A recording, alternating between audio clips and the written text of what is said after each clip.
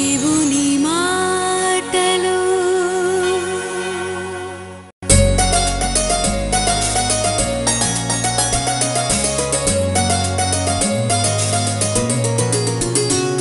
నిరాశలను తొలగించి జీవపు మాటలు.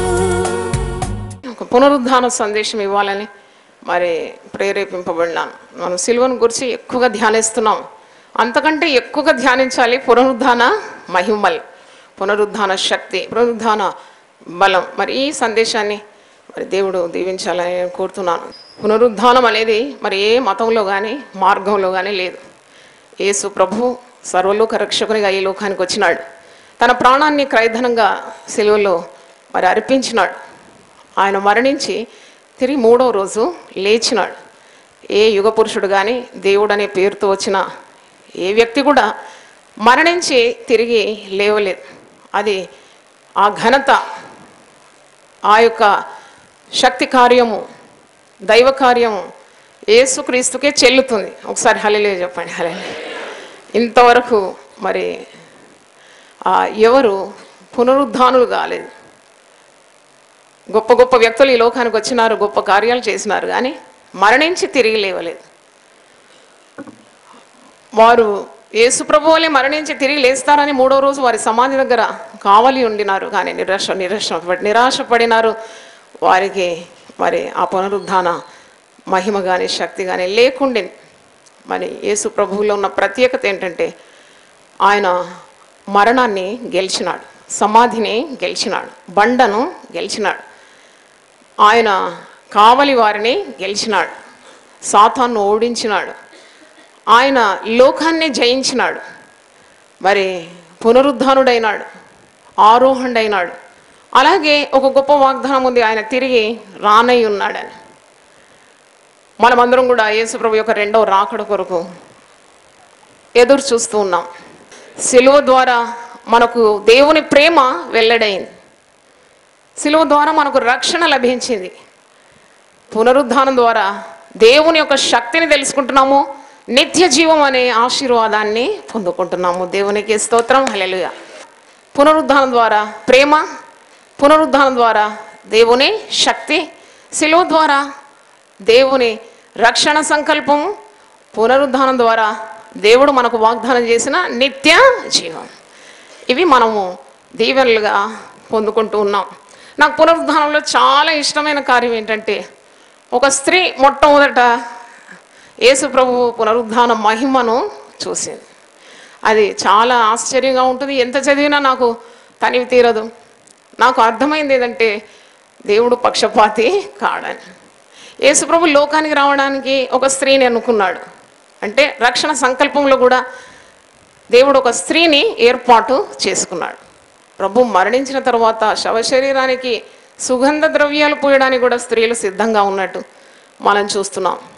3వ రోజు యేసు ప్రభు లేస్తాడని వారికి అంత విశ్వాసము లేదు. అయినా ఆ సమాధి దగ్గరికి వెళ్తున్నారు స్త్రీలు, మరి సుగంధ ద్రవ్యాలు పూయాలని. ఆ ప్రభువు మీద ఉన్న ప్రేమతో వారు వెళ్తున్నారు. దేవుడు ఎప్పుడు కూడా నువ్వు స్త్రీ ఆ పురుషుడాన్ని చూడడు, కానీ నీలో మండుతున్న ఆ ప్రేమను మాత్రమే చూస్తాడు. దేవునికి స్తోత్రం. నిన్ను వాడుకోవాలంటే నువ్వు ఎప్పుడు కూడా వెనకాడకూడదు. అయ్యో నేను స్త్రీని నేనే పని చేయజాలని నువ్వు అనుకోకూడదు. నీకు ధైర్యం కలగడానికి ఈ మాటలు ఉన్నది ఉన్నట్టు వాక్యం నుండి చెప్తున్నాను. నేను కట్టింది లేదు, కల్పించింది లేదు, మనకు అందరికీ తెలిసిన కార్యాలే చెప్తున్నాను. చూడండి, పక్షపాతం లేని దేవుడు మొట్టమొదటి పునరుద్ధానమును మగ్దలేని మరియ కనుపరిచినాడు. మగ్దలేని మరియలో ఏదైనా చాలా గొప్ప గుణాలు ఉన్నాయా అని అంటే ఏమీ లేదు. ఆమె ఒక పాపాత్మురాలైన స్త్రీ అని, 7 దయ్యముల చేత బాధపడిన స్త్రీ అని, ప్రభువు ఆమెను బాగు చేసినాడని, ఆ కృతజ్ఞత, ఆ ప్రేమ ఆమెలో మండుతుందని, ప్రభు మీద అపారమైన ప్రేమతో మరి సమాధి తోటకు పెందలకడని ఆదివారం ఇంకా చీకటిగా ఉన్నప్పుడు సమాధి తోటకు వచ్చి, నా ప్రభువుని మీరు ఎక్కడ ఉంచినారో చెప్పండి అని తోటమాలితో మరి అడుగుతున్నది. తోటమాలి అని అనుకుంటుంది యేసు ప్రభువుని చూసినప్పుడు.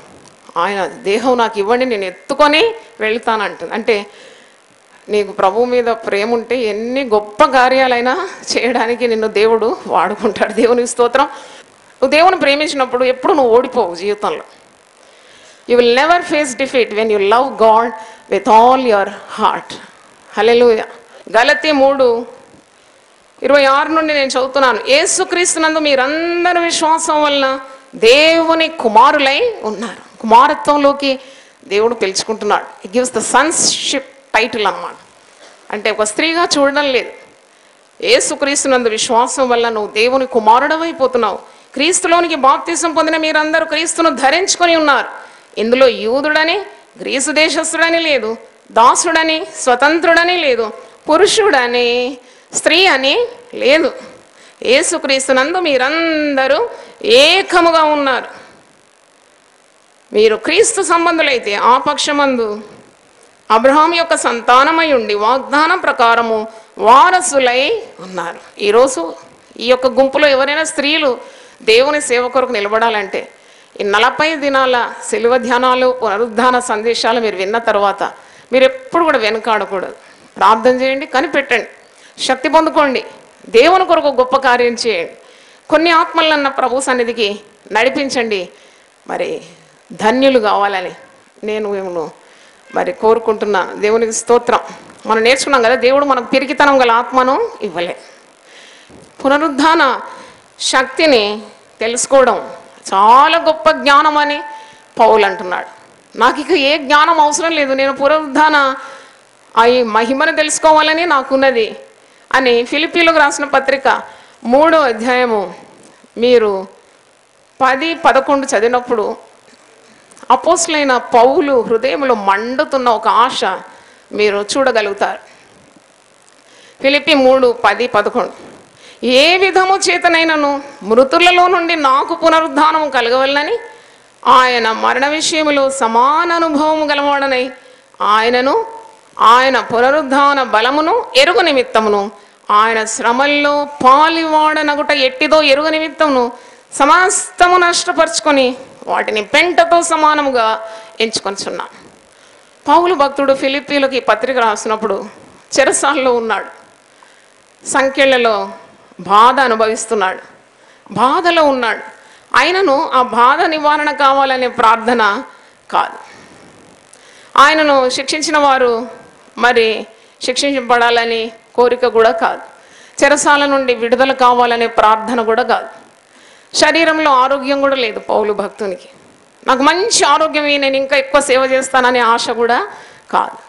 మరి ఆయనలో మండుతున్న ఆశ ఒకటే, నేను ఆయనను తెలుసుకోవాలి, ఆయన పునరుద్ధానాన్ని తెలుసుకోవాలి. హల్లెలూయా చెప్పండి ఒకసారి. I want to know him, I want to know the power of his resurrection. అంతే. ఈ 2 కార్యాలు నేను తెలుసుకోవాలి. ఈ 2 కార్యాలు తెలుసుకోవడానికి నాకు జ్ఞానం కావాలి. ఎందుకంటే నేను యేసుక్రీస్తు శ్రమల్లో పాలివాడనగుట ఎట్టిదో కూడా ఎరుగు నిమిత్తము నేను నాకు కలిగినవన్నీ కూడా నష్టపరుచుకోవడానికి నేను సిద్ధంగా ఉన్నాను. వాటన్నిటిని నేను పెంటగా ఎంచుకుంటాను అని పౌలు భక్తుడు అంటున్నాడు. ఎందుకంటే పునరుద్ధాన శక్తి నేను తెలుసుకోవాలి, ఆయనను తెలుసుకోవాలంటుంది. కేవలం పునరుద్ధాన శక్తి కాదు. ఇక్కడ మీరు చదవండి మంచిగా 11వ వచనం, 10-11 ఏ విధము చేతనైనను మృతులలో నుండి నాకు పునరుద్ధానము కలగవలనని. ఎందుకంటే నాకు కూడా పునరుద్ధానం కావాలి. యేసుక్రీస్తునందు విశ్వాసం ఉంచేవారు తప్పకుండా పునరుద్ధానము వారికి కలదని నమ్మకం ఉన్నది. ప్రభు అంటున్నాడు కదా, నేనే పునరుద్ధానమును జీవమునై ఉన్నాను, నా యందు విశ్వాసం ఉంచేవాడు చనిపోయినను తిరిగి బ్రతుకుతాడు. అవును, మనము మరణం మనకు ఒక అంతం కాదు, తిరిగి మనము ప్రభుతో జీవిస్తున్నాం. ఆ విశ్వాసం మనకున్నది. ఎంత ఉన్నతమైన ఉత్తమమైన కోరిక చూడండి. ఈ రోజులు ఎన్నెన్నో అడుగుతారు, బిల్డింగ్లు అడుగుతారు, అది అడుగుతారు, ఇది అడుగుతారు, ఈ లోకరీతిగా ఉన్నవని. పౌలు అయితే అంటున్నాడు, ఆయన ఎరుగు నిమిత్తము, ఆయన పునరుద్ధాన బలాన్ని ఎరుగు నిమిత్తము, ఆయన శ్రమల్లో నేను పాలివాడగుట ఎట్టిదో ఎరుగు నిమిత్తం, నాకు కలిగినవన్నీ కూడా నేను నష్టపరుచుకుంటాను, వాటిని నేను పెంటతో సమానముగా ఎంచుకుంటాను. చప్పట్లు కొట్టి దేవుని స్తుతించండి. ఇక్కడ ఎఫెసీలకు పౌలు భక్తుడు రాస్తున్నాడు. ఎఫెసీ 1వ అధ్యాయము 17 నుండి మీరు చక్కగా ధ్యానపూర్వకంగా ఇంటికి వెళ్ళి చదువుకోండి. కొన్ని మాటలు నేను చదువుతున్నాను. మరియు మీ మనోనేత్రములు వెలిగింపబడినందున ఆయన మిమ్మును పిలిచిన పిలుపు వలన అయిన నిరీక్షణ ఎట్టిదో, పరిశుద్ధులలో ఆయన స్వాస్థ్యం యొక్క మహిమైశ్వర్యం ఎట్టిదో, ఆయన క్రీస్తునందు వినియోగపరిచిన బలాతిశయమును బట్టి విశ్వసించు మనయందు ఆయన చూపుచున్న తన శక్తి యొక్క అపరిమితమైన మహాత్మ్యం ఎట్టిదో మీరు తెలుసుకొనవలనని మన ప్రభు అయిన యేసుక్రీస్తు యొక్క దేవుడైన మహిమ స్వరూపియగు తండ్రి తన్ను తెలుసుకొనుటయందు మీకు జ్ఞానమును ప్రత్యక్షతను గల మనసు అనుగ్రహించినట్లు నేను నా ప్రార్థనల యందు మిమ్మును గూర్చి విజ్ఞాపన చేయుచున్నాను. హల్లెలూయా. చూడండి, ఇక్కడ ఏదైనా శరీర కార్యం ఉన్నదా? ఇది మెటీరియల్ బ్లెస్సింగ్ ఉందా? ఈ లోకరీతిగా ఉన్న ఆశీర్వాదాల కొరకు పౌలు భక్తుడు ప్రార్థించినట్టు ఎక్కడ కనబడడం లేదు. ఒకటి మాత్రం చెప్తాడు, నా దేవుడు తన ఐశ్వర్యం చొప్పున నా ప్రతి అవసరత తీర్చుకుంటాడు అంతే. కానీ నేను తెలుసుకోవాల్సినవి కొన్ని ఉన్నాయి. నేను ఆయనను తెలుసుకోవాలి, ఆయన పునరుద్ధాన మహిమను తెలుసుకోవాలి, ఆయన శ్రమల్లో పాలివారు కావడం ఎంత దీవెనకరమో అది నేను తెలుసుకోవాలి. మరి ఆయన మహిమైశ్వర్యము, మరి నాకు దాచి ఉంచిన స్వాస్థ్యము ఎట్టిదో నేను తెలుసుకోవాలి. మీరు కూడా అలాగే తెలుసుకోవాలని, మీకు జ్ఞానము ప్రత్యక్షత గల మనసు కావాలని నేను మీ కొరకు ప్రార్థనలో మీ కొరకు ఏం చేస్తున్నాను? విజ్ఞాపన చేస్తున్నాను. మరి పునరుద్ధాన మహిమ అంటే చాలా గొప్పది. 19వ కీర్తనలో మనం చూస్తున్నాము, ఆకాశములు దేవుని మహిమను వివరించుచున్నవి, అంతరిక్షము మరి దేవుని కార్యాలను చాటుచున్నవి అని. ఒకసారి ఆ మాట చూద్దాం. 19వ కీర్తనలో ఎంత బాగుందో. ఆకాశములు దేవుని మహిమను వివరించున్నవి, అంతరిక్షము ఆయన చేతి పనిని ప్రచురపరుచున్నది. అలాగే పునరుద్ధానం ద్వారా దేవుని యొక్క మహాశక్తి వివరింపబడుతున్నదని. ఆకాశములు ఎట్లా దేవుని మహిమను వివరిస్తున్నాయో, యేసు ప్రభువు మరణాన్ని గెలిచి లేవడం కూడా అలా దేవుని యొక్క శక్తిని ప్రకటిస్తుందని. అంటే యేసు ప్రభు ముందే చెప్పినాడు. ముందే ఏమని చెప్పినాడు? మత్తయి సువార్త 20వ అధ్యాయంలో ఉంది కదా, నేను మరి సిలువకు అప్పగింపబడతాను, నేను యెరూషలేమునకు వెళ్ళనై ఉన్నది. 20వ అధ్యాయం 17వ వచనం నుండి 19 చూడండి. యేసు యెరూషలేమునకు వెళ్ళనై ఉన్నప్పుడు ఆయన 12 మంది శిష్యులను ఏకాంతంగా తీసుకొని పోయి మార్గమందు వారితో ఇట్లా, నేను ఇదిగో యెరూషలేమునకు వెళుచున్నాము, అక్కడ మనుష్య కుమారుడు ప్రధాన యాజకులకును శాస్త్రులకును అప్పగింపబడను, వారు ఆయనకు మరణ శిక్ష విధించి ఆయనను అపహసించుటకును, కొరడాలతో కొట్టుటకును, సిలువ వేయుటకును అన్యజనులకు ఆయనను అప్పగింతురు, 3వ దినమున ఆయన మరల లేచును. హల్లెలూయా. అంటే ముందే ప్రభువు చెప్పినాడు, ఆయన 3వ రోజు లేస్తానని చెప్పినాడు. ఆయన లేచి ఉన్నాడు. లేఖనాలు కూడా ప్రకటించినవి, ఆయన తప్పకుండా 3వ రోజు లేస్తాడని. అందుకే మనం పునరుద్ధానంలో గొప్ప సంతోషం కలిగిన వారు. 40 రోజులు సిలువను ధ్యానించినాము, కానీ పునరుద్ధాన శక్తి తెలుసుకోలేకుంటే దానివల్ల ఏ ప్రయోజనం లేదు. 1 కొరింథీ 15వ అధ్యాయంలో 1 కొరింథీ 15:3, నాకు ఇవ్వబడిన ఉపదేశమును మొదట మీకు అప్పగించినది ఏమనగా, లేఖనముల ప్రకారము క్రీస్తు మన పాపముల నిమిత్తము మృతి పొందెను, సమాధి చేయబడెను, లేఖనముల ప్రకారము 3వ దినమున లేపబడెను. హల్లెలూయా. నీకు ఎప్పుడు ఒక యేసు ప్రభు బిడ్డగా, రక్షింపబడిన దేవుని బిడ్డగా, ఒక విశ్వాసిగా యేసు ప్రభు పునరుద్ధానుడైనాడనే ఒక గొప్ప విశ్వాసం నీ హృదయంలో మండుతూ ఉండాలి. నీకు ఏదైనా సమస్య వచ్చినప్పుడు, ఒక పాపి కొరకు నువ్వు ప్రార్థించినప్పుడు, ఒక రోగి కొరకు ప్రార్థించినప్పుడు, పునరుద్ధానం మహిమ నీ ద్వారా వారు అందుకోవాలనే ఒక తీవ్రత నీలో ఉండాలి. ఎందుకంటే యేసు ప్రభు చచ్చినవాడు కాడు, ఆయన జీవించున్నాడు. ఆ జీవాన్ని మనకు అనుగ్రహిస్తున్నాడు. మనం ఆయన యందు విశ్వసిస్తున్నాము, మనం కూడా జీవిస్తున్నాం. ఆయన మన యందు ఉన్నందుకు మనం చలిస్తున్నాము, మనము బ్రతుకుచూ ఉన్నాము. దేవునికి స్తోత్రం. అందుకే ఆయన చనిపోయినాడని కాదు, ఆయన లేఖనముల ప్రకారము మరి క్రీస్తు మన పాపముల నిమిత్తం మృతి పొందినాడు, సమాధి చేయబడినాడు, లేఖనముల ప్రకారము 3వ దినమున లేపబడినాడు. ఇక్కడ పౌలు అంటున్నాడు 14వ వచనం చూడండి, క్రీస్తు లేపబడి ఉండని ఎడల మేము చేయుచున్న ప్రకటన వ్యర్థమే. ఒకవేళ యేసు ప్రభు సమాధిని గెలిచి, మరణాన్ని గెలిచి, సాతాన్ని ఓడించి, బండను గెలిచి, కావలివారిని గెలిచి పునరుద్ధానుడు ఒకవేళ కాకుంటే మీ విశ్వాసము వ్యర్థమే అంటున్నాడు. ఒకవేళ యేసు ప్రభు పునరుద్ధానుడు కాకుంటే మనకు కలిగిన విశ్వాసం కూడా వ్యర్థమే, మనం విన్న వాక్యం కూడా వ్యర్థమే, ప్రకటించిన వారు కూడా వ్యర్థ ప్రయాసమే, వారి ప్రకటన కూడా వ్యర్థమే. తిరిగి చదవండి. క్రీస్తును లేపెనని ఆయనను గురించి మేము సాక్ష్యము చెప్పి ఉన్నాము కదా. మృతులు లేపబడని ఎడల దేవుడు ఆయనను లేపలేదు గనుక మేమును దేవుని విషయమై అబద్ధపు సాక్షులముగా ఆగుపడుచున్నాం. యేసు ప్రభు పునరుద్ధానుడైనాడని చెప్పి ప్రకటించిన తర్వాత, యేసులో జీవం ఉన్నదని ప్రకటించిన తర్వాత, యేసును నమ్మిన వారికి నిత్య జీవం ఉన్నదని ఎంతగా భక్తులు బోధించినారు. కానీ ఒకవేళ యేసు ప్రభు పునరుద్ధానుడు కాని ఎడల వారు ఒకవేళ అబద్ధము చెప్పిన వారు అయిపోయేవారేమో. దేవుడు ఆల్ బికమ్ లయర్స్. కానీ సత్యవంతుడైన దేవుడు మాట ఇచ్చిన ప్రకారం మరణించి 3వ రోజు లేస్తానని చెప్పి ఆయన లేచి ఉన్నాడు. కాబట్టి మన ప్రకటన వ్యర్థం కాదు, మన విశ్వాసము వ్యర్థము కాదు, మన నమ్మకము వ్యర్థము కాదు. అందుకే యేసు ప్రభు యొక్క పునరుద్ధానంలో నువ్వు విశ్వాసము ఉంచాలి. 17వ వచనం చూడండి.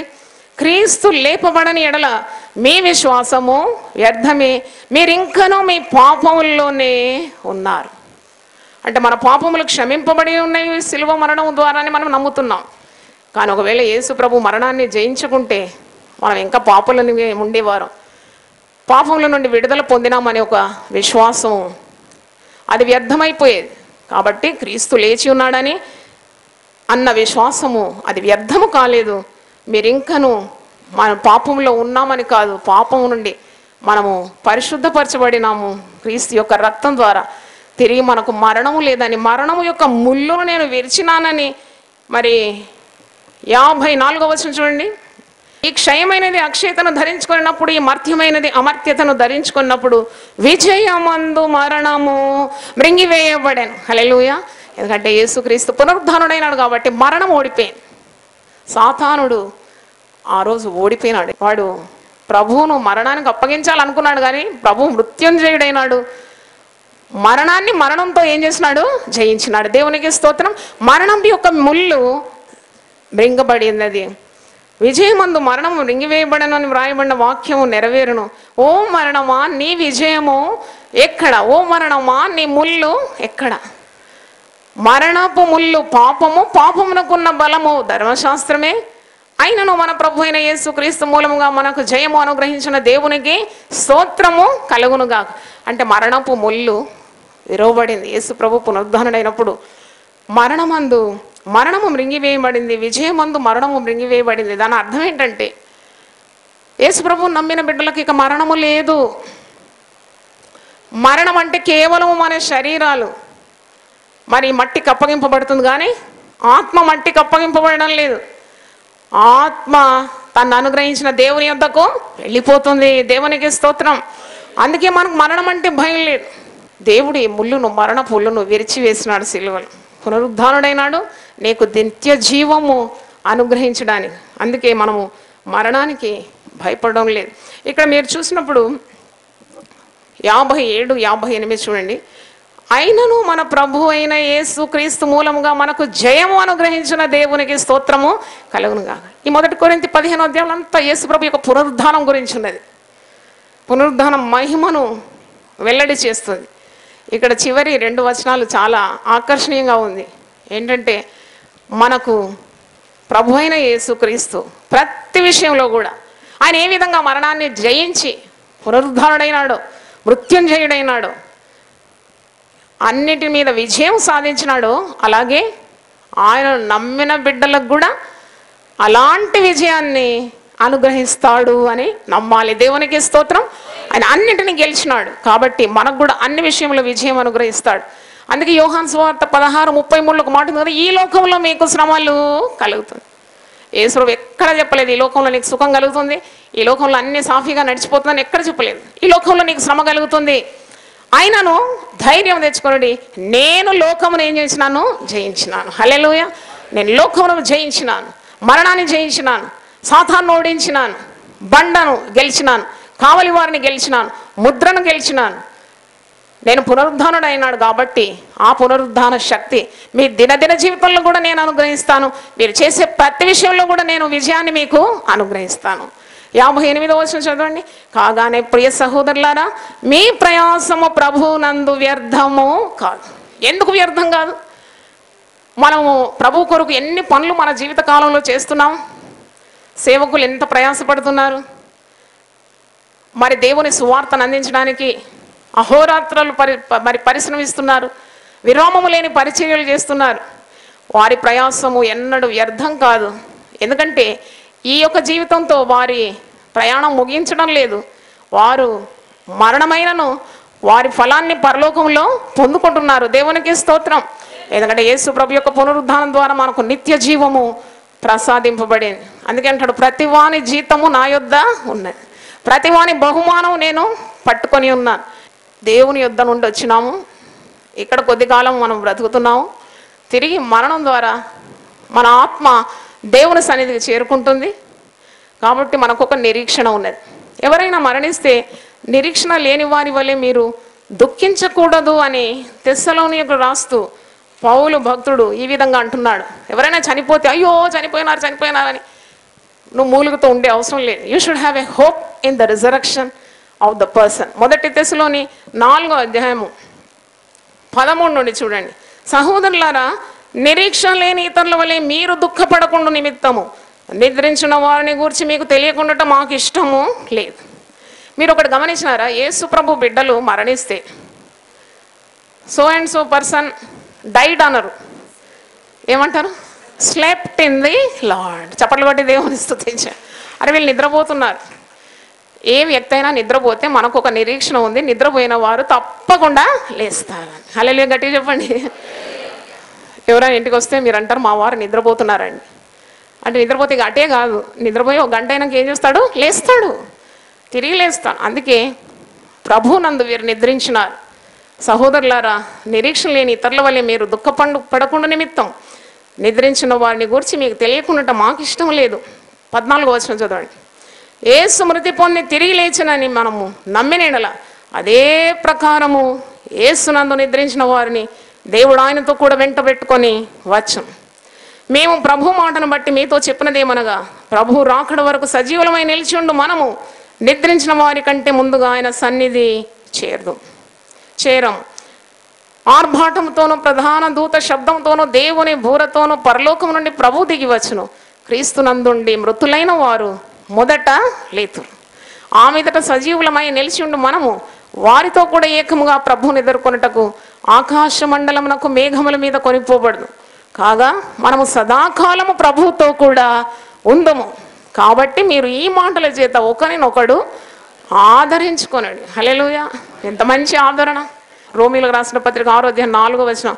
కాబట్టి తండ్రి మహిమ వలన క్రీస్తు మృతులలో నుండి ఎలాగూ లేపబడెనో అలాగే మనమును నూతన జీవం పొందిన వారమై నడుచుకున్నట్లు మనము బాప్తిస్మం వలన మరణములో పాలు పొందుటకై ఆయనతో కూడా పాతి పెట్టబడితిమి. మరియు ఆయన మరణం యొక్క సాదృశ్యమందు ఆయనతో ఐక్యము గల వారమైన ఎడల ఆయన పునరుద్ధానం యొక్క సాదృశ్యమందును ఆయనతో ఐక్యము గల వారమై ఉందు.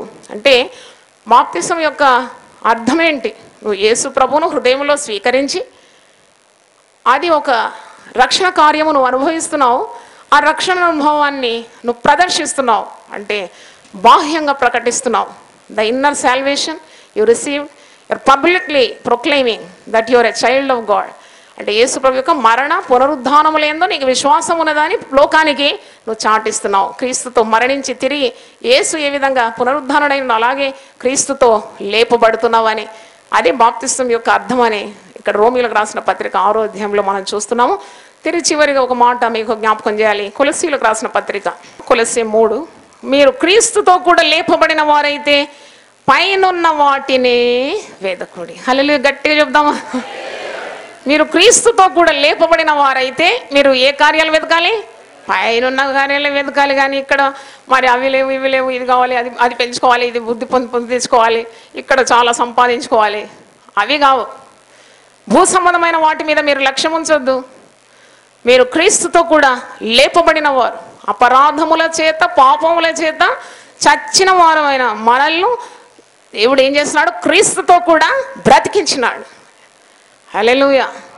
పైనున్న వాటి మీదనే కానీ భూ సంబంధమైన వాటి మీద మనసు పెట్టుకొనకుడి. ఏలైనగా మీరు మృతి పొందితిరి, మీ జీవము క్రీస్తుతో కూడా దేవుని యందు దాచబడి ఉన్నది. మనకు జీవమై ఉన్న క్రీస్తు ప్రత్యక్షమైనప్పుడు మీరును ఆయనతో కూడా మహిమ యందు ప్రత్యక్షపరచబడదు. హల్లెలూయా. ఈ జంతువుల్లో ఒక జంతువు ఉంది కదా, పంది. ఆ పంది ఎప్పుడైనా మీద చూడడం చూసినారా మీరు? ఎప్పుడు చూడదు అనమాట. ఎప్పుడు తన దృష్టి ఎక్కడ ఉంటుంది? కిందికే. ఆ డ్రైనేజ్ దొరికిందంటే మహా ఆనందం, ఇక దాంట్లో అది మునిగి తేలుతూ ఎంతో ఆనందం. అలాగుండొద్దు యేసు ప్రభు బిడ్డలు. కిందికే చూపు. ఏమి తిందుమో, ఏమి త్రాగుదామో, ఏమి ధరించుకుందామో, ఏమి సంపాదించుకుందామో, ఆ భూమి కొనుక్కోవాలి, ఇది వస్తువు కొనుక్కోవాలి, ఇదే అన్నమాట. అలా కాదు. మీరు క్రీస్తుతో లేపబడిన వారైతే మీరు క్రింది వాటి అందు, పైన ఉన్న వాటి అందు మీరు లక్ష్యం ఉంచాలి. క్రీస్తులో ఉన్న మహిమైశ్వర్యం నేను సంపాదించుకోవాలి. ఆయనలో నాకు దాచిపెట్టి ఉండబడిన ఆ సంపాద్యం ఏంటో నేను తెలుసుకోవాలి.